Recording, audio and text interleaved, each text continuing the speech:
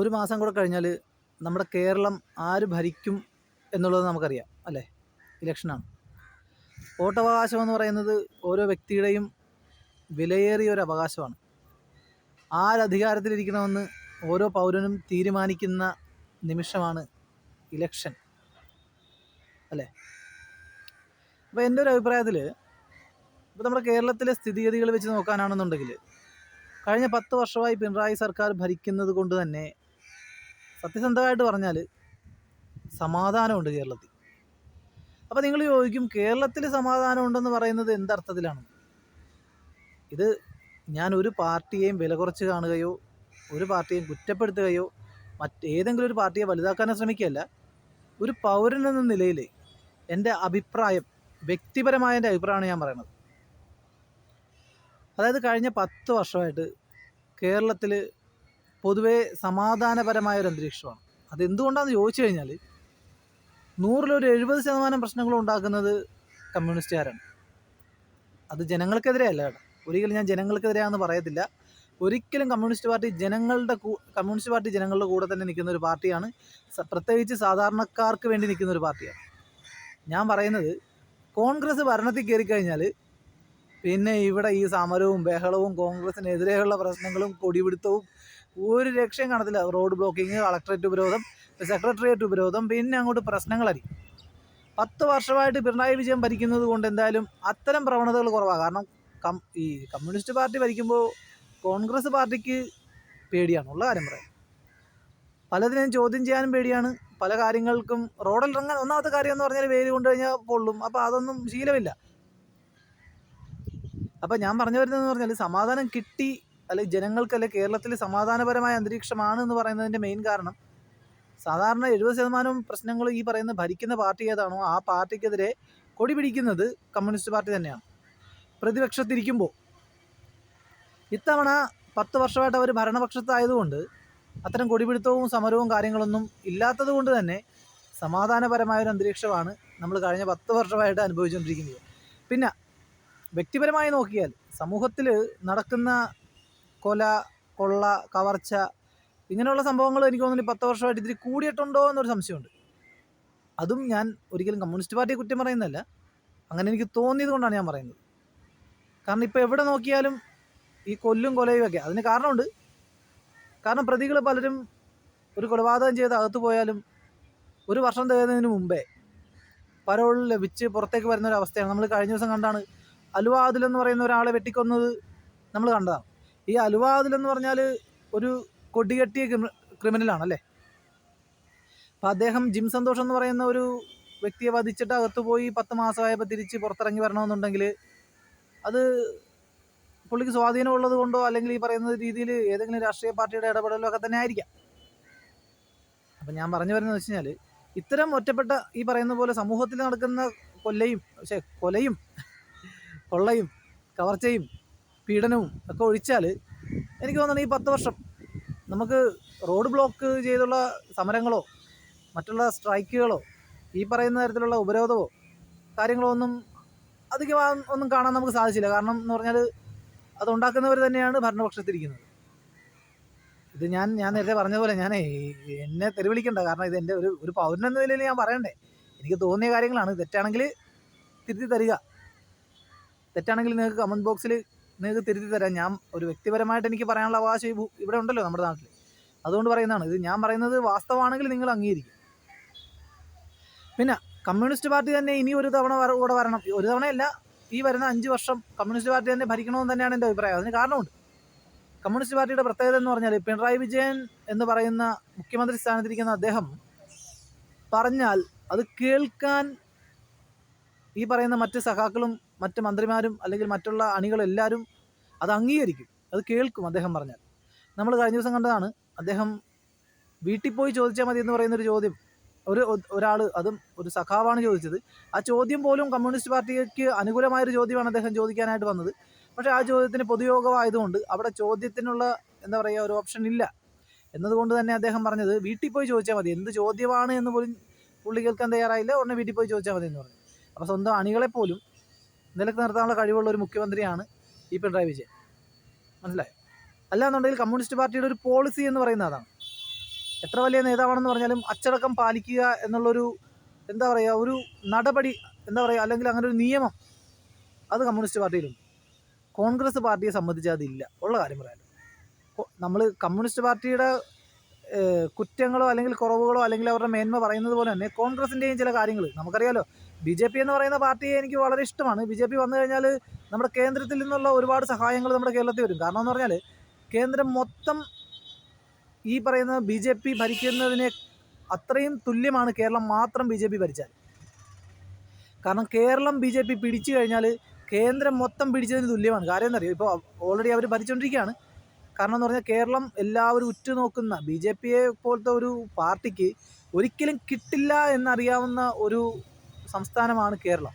അപ്പോൾ കേരളത്തിൽ ഒരു പ്രാവശ്യമെങ്കിലും ഭരണം ഉറപ്പാക്കാൻ നടന്നാൽ അത് ഇത്രയും കാലം മോദി ഭരിച്ച അല്ലെങ്കിൽ ഈ പറയുന്ന പോലെ ഭാരത് ജനതാ പാർട്ടി ഭരിച്ച കേന്ദ്രത്തിൻ്റെ എന്താ പറയുക അതിനും മുകളിൽ വരും അവരുടെ ഈ കേരളത്തിലെ മാത്രം വിജയം.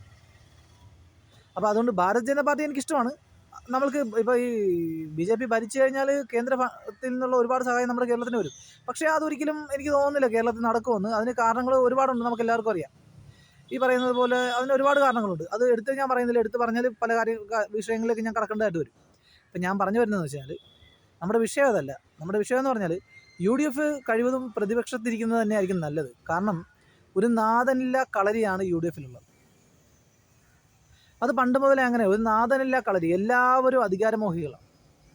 മുതിർന്ന നേതാവ് പറഞ്ഞാൽ താഴെ തട്ടിലുള്ളവരാരും കേൾക്കാൻ കൂട്ടാക്കത്തില്ല. അതാണ് ഈ UDF എന്ന് പറയുന്ന പാർട്ടിയുടെ പ്രശ്നം. ഇപ്പം KSRTC എന്ന് പറയുന്ന പിന്നെ നമുക്കറിയാം KSRTC നഷ്ടത്തിലോടി എന്ന് ഓർമ്മ വെച്ച കാലം മുതലേ KSRTC നഷ്ടത്തിലോടുന്നു എന്ന് കേട്ടാണ് ഞാൻ വളർന്നത്.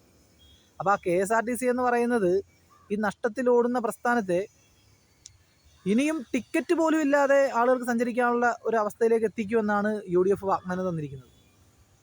അപ്പോൾ ഇത്തരം വാഗ്ദാനങ്ങൾ അപ്പോൾ എന്നെ സംബന്ധിച്ചിടത്തോളം ഞാൻ ചിന്തിച്ചതെന്ന് പറഞ്ഞാൽ അവർ തരുന്ന വാഗ്ദാനം പോലും അത് വലിയൊരു പൊട്ടത്തരമായിട്ടാണ് ഞാൻ ചിന്തിക്കുന്നത്. കാരണം ഈ പറയുന്ന തരത്തിലുള്ള വാഗ്ദാനങ്ങൾ തന്ന് ഇവർ അധികാരത്തിൽ കയറിക്കഴിഞ്ഞാൽ പിന്നെ കാണിച്ചു വെക്കുന്ന മണ്ടത്തരങ്ങൾ എന്തൊക്കെയാണെന്ന് പറയാൻ പറ്റത്തില്ല. മനസ്സിലായോ? ഒന്നാമത്തെ കാര്യം എന്ന് പറഞ്ഞാൽ ഇവർ അച്ചടക്കം, നേരത്തെ പറഞ്ഞ പോലെ അച്ചടക്കമില്ലാത്തൊരു പാർട്ടിയാണ്. അച്ചടക്കം എന്ന് പറഞ്ഞാൽ മുതിർന്ന നേതാവ് പറയുന്നത് താഴെത്തട്ടുള്ളവർ കേൾക്കത്തില്ല. എല്ലാവർക്കും അധികാരം വേണം. നമുക്കറിയാം ഒരു എന്താ പറയുക മീഡിയയെ വിളിച്ചിട്ട് ഒരു പ്രസ് മീറ്റിംഗ് വിളിച്ചാൽ പോലും മൈക്കിന് വേണ്ടി ഇടിവെക്കുന്നത് നമ്മൾ പലവട്ടം കണ്ടിട്ടുണ്ട്. പക്ഷേ കമ്മ്യൂണിസ്റ്റ് പാർട്ടിയിൽ നമ്മൾ ആ ഒരു ചരിത്രം, ആ ഒരു സംഭവം നമ്മൾ എവിടെയെങ്കിലും കണ്ടിട്ടുണ്ടോ? ഞാൻ പറയുന്നത് വലിയ രാഷ്ട്രീയമൊന്നുമല്ല. സാധാരണക്കാരനായ ഒരു പൗരൻ്റെ കണ്ണിലൂടെ കാണുന്ന വിസിബിളായിട്ടുള്ള, അതായത് കണ്ട് മനസ്സിലാക്കാൻ, രാഷ്ട്രീയം ഒരുപാടൊന്നും അറിയാത്തവർക്ക് പോലും കണ്ട് മനസ്സിലാക്കാൻ പറ്റുന്ന ചില കാര്യങ്ങളാണ് ഞാനിവിടെ പറയുന്നത്. അതായത് ഒരു മൈക്ക് കിട്ടിയാൽ, ഒരു പ്രസ് മീറ്റിംഗ് വിളിച്ചാൽ പോലും ഒരു മൈക്ക് കിട്ടിയാൽ ആ മൈക്കിന് വേണ്ടി പബ്ലിക്കായിട്ട് അത്രയും മീഡിയയുടെ മുമ്പിൽ, ജനങ്ങളുടെ മുമ്പിൽ ഇടിവെക്കുന്ന ഒരു പാരമ്പര്യമാണ് UDFിനുള്ളത്. അപ്പോൾ അങ്ങനെയുള്ള ആളുകൾക്ക് അധികാരം കിട്ടിയുള്ള അവസ്ഥ എന്തായിരിക്കും? നാട്ടിൽ ഈ പറയുന്നത് പോലെ ചിലപ്പോൾ അവർ ഒരുപാട് വാഗ്ദാനങ്ങൾ തരും, ചിലപ്പോൾ പല കാര്യങ്ങളും അവർ നടപ്പാക്കും, ചിലപ്പോൾ പല കാര്യങ്ങളും വാഗ്ദാനത്തിൽ തന്നെ ഒതുങ്ങും. പക്ഷേ എന്നിരുന്നാലും നമ്മുടെ നാട്ടിൽ കുറേ പ്രശ്നങ്ങളുണ്ടാകും. എന്ന് പറഞ്ഞാൽ പ്രതിപക്ഷത്ത് കമ്മ്യൂണിസ്റ്റ് പാർട്ടി വന്നിരുന്നു കഴിഞ്ഞാൽ പിന്നെ റോഡേ കൂടെ മര്യാദക്ക് നടക്കാൻ പറ്റത്തില്ല. തൊടുന്നതിനും പിടിക്കുന്നതിനൊക്കെ സമരവും പ്രശ്നങ്ങളും കാര്യങ്ങളും ഒക്കെ തന്നെയായിരിക്കും. കമ്മ്യൂണിസ്റ്റ് പാർട്ടി എന്ന് പറഞ്ഞാൽ ആദ്യം ഈ പറയുന്നത് പോലെ ഈ കുറച്ച് ബഹളവും കാര്യങ്ങളൊക്കെ കാണിച്ച് അധികാരത്തിൽ കയറിയിട്ട് അവർ തന്ന വാഗ്ദാനങ്ങൾ അവരെന്തൊക്കെയാണ് തന്നതെന്ന് പോലും അവർ മറന്നു. പിന്നെ അവരുടെ പാടായി. നമുക്കറിയാമല്ലോ, നമ്മളിതെല്ലാം കണ്ട് മനസ്സിലാക്കിയതല്ലേ. പിന്നെ കേന്ദ്രം ഈ മോദി ഭരിക്കുന്നത് കൊണ്ട്, കേന്ദ്രത്തിലെ കാര്യങ്ങൾ പക്കയായിട്ട് നടക്കുന്നത് കൊണ്ട് കേരളത്തിൽ ഇപ്പോൾ ഇനിയിപ്പോൾ ആരുടെ ഒരു കളി നടക്കത്തില്ല. അത് സത്യം തന്നെയാണ്. എന്ന് വെച്ചിട്ട് ഇപ്പോൾ ഞാൻ പറയും മോദി ആരാണ് എൻ്റെ അതല്ല. ഞാൻ പറയുമ്പോൾ എല്ലാ കാര്യങ്ങളും നമ്മൾ തുറന്ന് പറയണം. കേന്ദ്രം നല്ല പിടിച്ച പിടിയാലെ നിൽക്കുന്നതുകൊണ്ടാണ് പല കാര്യങ്ങളും ഇവിടെ ഇപ്പോൾ ഓടാത്തത്. ആരുടെ നമ്മളെല്ലാം പറയണമല്ലോ.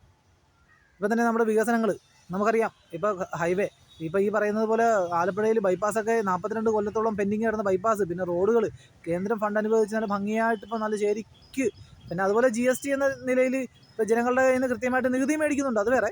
പണ്ട് നികുതി എന്ന് പറയുന്നത് കൃത്യമായിട്ടൊന്നും എത്തത്തില്ലായിരുന്നു. വൻകിട കമ്പനികളിൽ നിന്നും അല്ലെങ്കിൽ അതുപോലുള്ള ബിസിനസ് മുതലാളിമാരുടെ കയ്യിൽ നിന്നുമൊക്കെ നികുതിയൊന്നും കൃത്യമായിട്ടൊന്നും ഗവൺമെൻറ്റിൻ്റെ കയ്യിലെത്തത്തില്ലായിരുന്നു. പക്ഷേ മോദി സർക്കാർ കയറി കൃത്യമായിട്ട് നികുതി ഇല്ലയെന്നുണ്ടെങ്കിൽ പിടിച്ചകത്തിടും. അപ്പോൾ ആ ഒരു ചിട്ടയായിട്ട് കാര്യങ്ങൾ കൊണ്ടുപോകാൻ കേന്ദ്രത്തിൽ ഈ പറയുന്ന പോലെ BJPയും കേരളത്തിൽ വലിയ കുഴപ്പമില്ലാത്ത രീതിയിൽ സമരം നടത്തേണ്ടവർ തന്നെ ഭരണത്തിൽ ഇരിക്കുന്നുണ്ട്. സമരവും ഇല്ലാതെ അത്യാവശ്യം കേന്ദ്രം പറയുന്നതൊക്കെ കേട്ടനുസരിച്ച് ഇടംവലം തിരിയാൻ പറ്റാത്ത രീതിയിലൊക്കെ നിന്ന് പോകുന്നതുകൊണ്ട് വലിയ കുഴപ്പമില്ല. അപ്പോൾ എൻ്റെ അഭിപ്രായത്തിൽ ഇതിങ്ങനെ തന്നെ തുടർന്ന് പോകുന്നത് തന്നെയായിരിക്കും നല്ലത്. കാരണം എന്ന് പറഞ്ഞാൽ ആര് ഭരിച്ചാലും ഈ പറയത്തക്ക നമുക്ക് അല്ലേ, നമ്മൾ ഈ എല്ലാവരും നമ്മൾ ജോലി ചെയ്താലേ ജീവിക്കാൻ പറ്റുള്ളൂ.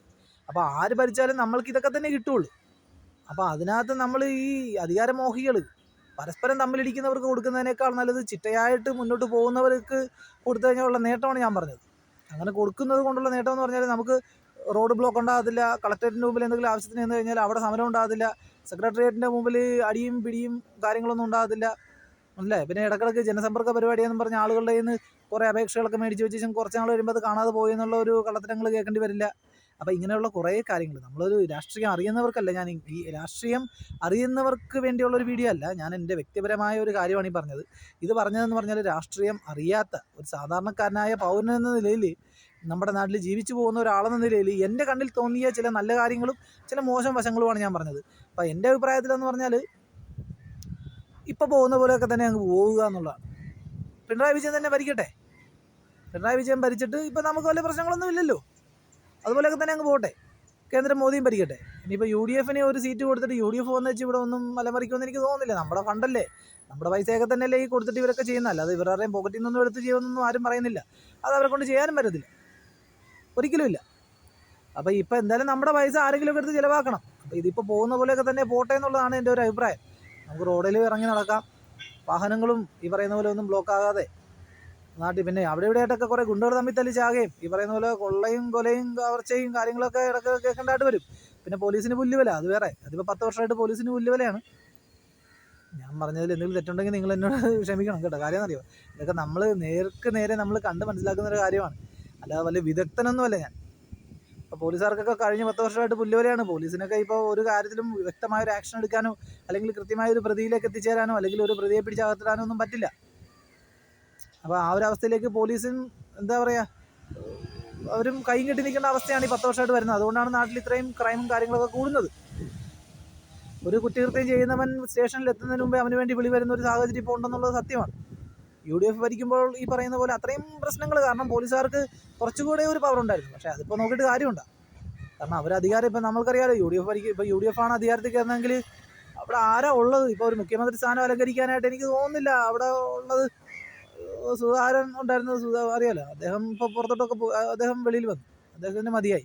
പിന്നെ VT സതീശൻ, രമേശ് ചെന്നിത്തല, ഈ പറയുന്നത് പോലെ അങ്ങനെയുള്ള കുറച്ച് ആൾ, KC വേണുഗോപാൽ ഇപ്പോൾ നിൽക്കുന്നതിനെ കുറിച്ചൊന്നും പറഞ്ഞിട്ടില്ല. ഈ VT സതീശനും ഈ പറയുന്ന പോലെ രമേശ് ചെന്നിത്തലയൊക്കെ തന്നെ ഉള്ളൂ. പിന്നെ ആരാ ഉള്ളത്? ഈ രമേശ് ചെന്നിത്തലയും VT സതീശനെയൊന്നും ഒരഭിപ്രായമില്ല, ഉള്ളാരും പറയല്ല. അവർ കയറാതിരിക്കുന്നത് നല്ലത്. അതിന് നല്ലത് മുഖ്യമന്ത്രി പിണറായി വിജയൻ തന്നെ ആകുന്ന നല്ലത്. ഇനിയിപ്പോൾ പിണറായി വിജയൻ അല്ലാന്നുണ്ടെങ്കിൽ ശൈലജ മത്സരിക്കുന്നുണ്ടോ എന്നറിയത്തില്ല. പിന്നെ ഇപ്പോൾ പക്ഷേ ഒരു കാര്യമുണ്ട് കേട്ടോ, നമ്മുടെ സുധാകരൻ സാറിനെ പോലുള്ളവരൊക്കെ ജയിച്ചു കഴിഞ്ഞാൽ അവരൊക്കെ ഈ വിടുവായത്തരം വിളിച്ച് പറയുമെങ്കിലും അവരൊക്കെ വലിയ കുഴപ്പമില്ലാത്ത ആളുകളാണ്. അവരൊക്കെ എന്തെങ്കിലുമൊക്കെ ചെയ്യാൻ ജനങ്ങളുടെ എന്താ പറയുക ജനപ്രീതിയുള്ള നേതാക്കന്മാരാണ്. അവരൊക്കെ ജയിച്ച് വരുവാണെന്നുണ്ടെങ്കിൽ അവർക്കൊന്നും മുഖ്യമന്ത്രി പദം ജയിച്ചാൽ പോലും അതൊന്നും അലങ്കരിക്കാൻ പറ്റില്ല. എങ്കിലും ഞാൻ പറയാണ്, അവരൊക്കെ ജയിച്ച് വന്നാൽ ഈ ഇപ്പോൾ ജയിക്കുന്ന മണ്ഡലത്തിന് നേട്ടം ഉണ്ടാവും, അത് ഗ്യാരണ്ടിയാണ്. അവരൊക്കെ കറ തീർത്ത പിന്നെ നേതാക്കന്മാരാണ്. പിന്നെ നമ്മുടെ MM മണി, ഇവരൊക്കെ എന്തായാലും ഇലക്ഷൻ, MM മണിയൊക്കെ എന്ന് പറഞ്ഞാൽ എന്തെങ്കിലുമൊക്കെ വിവരക്കേട് വിളിച്ച് പറയുമെങ്കിലും അവരുടെയൊക്കെ നല്ല ഹൃദയമാണ്. പുള്ളിയൊക്കെ എന്ന് പറഞ്ഞാൽ നല്ല ഒരു മനസ്ഥിതിയുള്ളവരാണ്, ഒരുപാട് പേര് സഹായിക്കുന്നവരാണ്. ഒരു ആവശ്യമായിട്ടൊക്കെ ചെന്ന് കഴിഞ്ഞാൽ മടക്കി വിടത്തില്ല, വെറും കൈയോട് വിടത്തില്ല. അവരെയൊക്കെ സഹായിക്കുന്ന ആളാണ്. പബ്ലിക്കിൻ്റെ മുമ്പിൽ ചിലപ്പോൾ എടുത്ത എന്തെങ്കിലുമൊക്കെ വിളിച്ച് പറയും. അപ്പോൾ എൻ്റെ ഒരു അഭിപ്രായത്തിൽ ഇപ്പോൾ പോകുന്ന പോലെയൊക്കെ തന്നെ പോട്ടെ എന്നുള്ളതാണ്. അപ്പം ഞാൻ പറയുന്നത് ഒരിക്കലും ഒരു രാഷ്ട്രീയ നിരീക്ഷകനോ അല്ലെങ്കിൽ ഈ പറയുന്ന പോലെ രാഷ്ട്രീയ അരച്ച് കലക്കി കുടിച്ച ഒരാളായിട്ടല്ല, നമ്മുടെ നാട്ടിൽ ഇത്രയും നാൾ ജീവിച്ചു പോയ ഒരു പൗരൻ എന്ന നിലയിൽ അറിയാവുന്ന അറിവിൻ്റെ വെളിച്ചത്തിലാണ് ഞാൻ പറഞ്ഞത്. അപ്പോൾ എൻ്റെ കണ്ണുമുമ്പിൽ തോന്നിയ ചില കാര്യങ്ങൾ ഇതൊക്കെയാണ്. നാട്ടിലിപ്പോൾ സമാധാനവും സന്തോഷവും ഉണ്ട്, ഗുണ്ടുകൾക്കൊഴികെ. ഗുണ്ടുകൾക്കും ഈ പിടിച്ചുപറിക്കാർക്കും ഈ കൊള്ളയും കൊലയും ചെയ്യുന്നവർക്കൊക്കെ ഒഴികെ ബാക്കി അത്യാവശ്യം ജനങ്ങൾക്ക് സമാധാന സന്തോഷമുണ്ട്. പിന്നെ ഇതിനകത്ത് കുറേ നിരപരാധികളായിട്ടുള്ള ആളുകൾ ഇരയാകുകയും ചെയ്യുന്നുണ്ട്. പോലീസിന് പിന്നെ ഇപ്പോൾ കൈകെട്ടി നിൽക്കുന്നതുകൊണ്ട് കുറേ ആളുകൾ നിരപരാധികൾ ഇപ്പോൾ ചെന്ന് പിന്നെ പെടുന്നുണ്ട്, മനസ്സിലായി. അപ്പോൾ അങ്ങനെയുള്ള ചില പ്രശ്നങ്ങളൊക്കെ ഒഴിച്ചു കഴിഞ്ഞാൽ ഇങ്ങനെയൊക്കെ തന്നെ പോട്ടെ. അല്ലാതെ ഇപ്പോൾ ഇതിനകത്ത് എന്ത് പറയാൻ പറ്റുമോ? ഒരു ഇലക്ഷൻ അത്ര തന്നെ, ഒരു ഇലക്ഷൻ ഇങ്ങനെ നടന്ന് മാറുന്നു. പിണറായി വിജയൻ തന്നെ ഭരിക്കുക. കുറേ നാൾ മടുത്ത് കഴിയുമ്പോൾ പിന്നെ ആരെങ്കിലുമൊക്കെ നല്ല നേതാക്കന്മാരുണ്ടെങ്കിൽ ഒരു പറട്ടെ. ഈ രാഹുൽ മാങ്കൂട്ടത്തിനെ എനിക്ക് ഭയങ്കര ഇഷ്ടമായിരുന്നു കേട്ടോ, ഉള്ളാരും പറയാം. രാഹുൽ മാങ്കൂട്ടത്തിന് നല്ല ടാലൻ്റുള്ള ഒരു മനുഷ്യനായിരുന്നു. രാഹുൽ മാങ്കൂട്ടത്തിന് നല്ല കഴിവുണ്ടായിരുന്നു. അയാളൊരു പക്ഷേ ഒരു മുഖ്യമന്ത്രി വരെ എത്താനുള്ള ചാൻസ് ഉണ്ടായിരുന്നു അയാൾക്ക്. പക്ഷേ പണിപാളിപ്പോയി. അതെന്തുകൊണ്ടാണെന്ന് നമുക്കറിയാലോ. കഴിഞ്ഞ 2 മാസമായിട്ട് പുള്ളി ഓടിയ ഓട്ടം, 2 മാസം മുമ്പ് പുള്ളി ഓടിയ ഓട്ടം എന്ന് പറഞ്ഞാൽ ഓടിയ വഴിക്ക് പുല്ല് പോലും കിളുത്തിട്ടില്ല. പക്ഷേ എന്താ പറയുക, ഭാവി നഷ്ടപ്പെട്ടു പോയി. ഭാവി പോയി. പെണ്ണ് കേസിൽ അദ്ദേഹത്തിൻ്റെ ഭാവി പോയി. അപ്പോൾ അദ്ദേഹം നല്ലൊരു കഴിവുള്ള UDF കഴിവുള്ള ഒരാളാണെന്ന് പിന്നെ എന്താ പറയുക, ഒന്ന് വളർന്നു വന്ന ഒരു മനുഷ്യനാണ് അദ്ദേഹം. ഈ ചെറുപ്രായത്തിൽ തന്നെ അദ്ദേഹം വളർന്നതുപോലെ തന്നെ കരിഞ്ഞുപോയി. ഇനിയിപ്പോൾ ഉയർത്തെഴുന്നേറ്റ് വരുമായിരിക്കാം, അത് വേറെ. പക്ഷെ എന്നാലും നമുക്ക് നോക്കാം അല്ലേ. എൻ്റെ അഭിപ്രായത്തിൽ ഇപ്പോൾ UDF മുഖ്യമന്ത്രി പദം അലങ്കരിക്കാനായിട്ട് നല്ല കപ്പാസിറ്റി ഉള്ള ഒരു നേതാവ് ഇല്ല എന്ന് തന്നെ വേണം പറയാൻ. നമ്മുടെ ഈ രമേശ് ചെന്നിത്തല, ഞാൻ പറഞ്ഞു കേട്ടതാണ്, എനിക്ക് അതിനെക്കുറിച്ച് വ്യക്തമായ അറിവില്ല. നമ്മുടെ പിന്നെ അച്യുതാനന്ദൻ മുഖ്യമന്ത്രിയായിരുന്ന സമയത്ത് പിന്നെ നമ്മുടെ ഈ ആലപ്പുഴ കല്ലുപാലത്തിൻ്റെ സൈഡിൽ ഒരു വലിയ ബിൽഡിങ്, ഗവൺമെൻറ്റിൻ്റെ ഭാഗം ഒരു വലിയ ബിൽഡിങ് വന്നു. അപ്പോൾ അതിൻ്റെ പകുതി എന്നല്ല, ഒരു 70% പണി കഴിപ്പിച്ച ഒരു ബിൽഡിങ്ങാണത്. അപ്പോൾ ആ ബിൽഡിങ്ങിൻ്റെ പണി അദ്ദേഹം അഴിമതി ഉണ്ട് എന്ന് ആരോപിച്ച് അതിപ്പോൾ കോടതിയിലാണ് കേസ്. അപ്പോൾ ആ ബിൽഡിങ്ങിൻ്റെ പണി അതോടെ നിന്നു. നമ്മുടെ പൈസയാണ് കേട്ടോ, നമ്മുടെ പൈസയാണ് പോയി. അപ്പോൾ അത്രയും പണി തീർത്ത ഒരു ബിൽഡിങ് കോടതിയിൽ കേസ് വന്ന് അതവിടെ നിർത്തി പോയത് കൊണ്ട് നമുക്ക് ആ ബിൽഡിംഗ് എന്താണെന്ന് പോലും ഇപ്പോഴും സാധാരണക്കാരായ ജനങ്ങൾക്ക് അറിയില്ല, അത് എന്തിനു വേണ്ടിയിട്ടുള്ളതാണെന്നും അല്ലെ എന്തുകൊണ്ടാണത് നിന്നുപോയെന്നും. പക്ഷേ ഞാൻ പറഞ്ഞതെന്ന് വെച്ചാൽ അത് നിന്നുപോയെങ്കിൽ ആ പൈസ നമ്മുടെ അല്ലേ നഷ്ടപ്പെട്ടത്. അപ്പോൾ അതിന് കാരണക്കാരൻ രമേശ് ചെന്നിത്തലയാണ്. അദ്ദേഹമാണ് അഴിമതി ആരോപിച്ചിട്ട് ഇത് കേസ് കോടതിയിൽ എത്തിയെന്നും അത് പിന്നീട് നിന്നുപോയെന്നും ആ പണി അതോടെ നിർത്തിയെന്നും. അപ്പോൾ അങ്ങനെയുള്ള നഷ്ടങ്ങൾ വരുത്തി വെക്കുന്ന നേതാക്കന്മാർ, ഞാൻ പറഞ്ഞത് അഴിമതി ഉണ്ടെങ്കിൽ അത് ആരോപിക്കുക, അതിനെതിരെ നടപടിയെടുക്കുക, അത് കുത്തിപ്പൊക്കുക എന്നുള്ളത് സത്യം, അത് വേണം. പക്ഷേ എന്നാലും ജനങ്ങൾക്ക് വലിയൊരു നഷ്ടമല്ലേ, അത്രയും പണിയെടുപ്പിച്ചിട്ട് പിന്നീട് അത് ജനങ്ങൾക്ക് നഷ്ടം വരുത്തുന്ന രീതിയിലേക്ക് കൊണ്ടുവന്നില്ലേ. അപ്പോൾ അത് തുടർന്ന് അത് പിന്നെ ഈ പറയുന്ന ആരാണോ അഴിമതി ആരോപിച്ചത് അല്ലെങ്കിൽ ഏത് പാർട്ടിയാണോ ആരോപിച്ചത് അവർ തന്നെ അത് തുടർന്ന് കൊണ്ടുവന്ന് അത് ജനങ്ങൾക്ക് ഉപകാരപ്രദമാകുന്ന രീതിയിലേക്ക് എത്തിക്കാൻ അവർക്ക് ബാധ്യതയുണ്ടായിരുന്നു. പക്ഷേ അത് പകുതിക്ക് വെച്ച് പകുതി മുക്കാലായപ്പോഴും പണി നിർത്തിയിട്ട് ആ പോക്ക് പോയി. പിന്നെ അതിനെക്കുറിച്ച് തിരിഞ്ഞു പോലും നോക്കിയിട്ടില്ല. അപ്പോൾ ഇത്തരം നഷ്ടം വരുത്തുന്ന നേതാക്കന്മാരെയൊക്കെ പിടിച്ച് നമ്മൾ ഈ പറയുന്നത് പോലെ മുഖ്യമന്ത്രിയൊക്കെ ആക്കി വെച്ച് കഴിഞ്ഞാൽ അത് പിന്നീട് വളരെ പിന്നെ ഭാവിയിൽ നമുക്ക് ദോഷമുണ്ടാവും. അപ്പോൾ എൻ്റെ അഭിപ്രായത്തിൽ ഇപ്പോൾ പിണറായി വിജയൻ ഭരിക്കുന്നുണ്ട്. അപ്പോൾ അതുപോലെ തന്നെ ഇനിയിപ്പോൾ പിണറായി വിജയൻ അല്ല മുഖ്യമന്ത്രി സ്ഥാനം അലങ്കരിക്കുന്നതെങ്കിലും കമ്മ്യൂണിസ്റ്റ് പാർട്ടിയിൽ ആരെങ്കിലും തന്നെ അത് അലങ്കരിക്കട്ടെ. ഇതെൻ്റെ മാത്രം അഭിപ്രായമാണ്. ഇനി വോട്ട് ചെയ്യുന്നത് ജനങ്ങളുടെ കയ്യിലാണ്. ജനങ്ങൾ വോട്ട് ചെയ്ത് ഇനി UDF കൊണ്ടുവരുന്നതെങ്കിൽ UDF. ആരായാലും നമ്മൾ ജോലി ചെയ്താലേ നമുക്ക് ജീവിക്കാൻ പറ്റുള്ളൂ.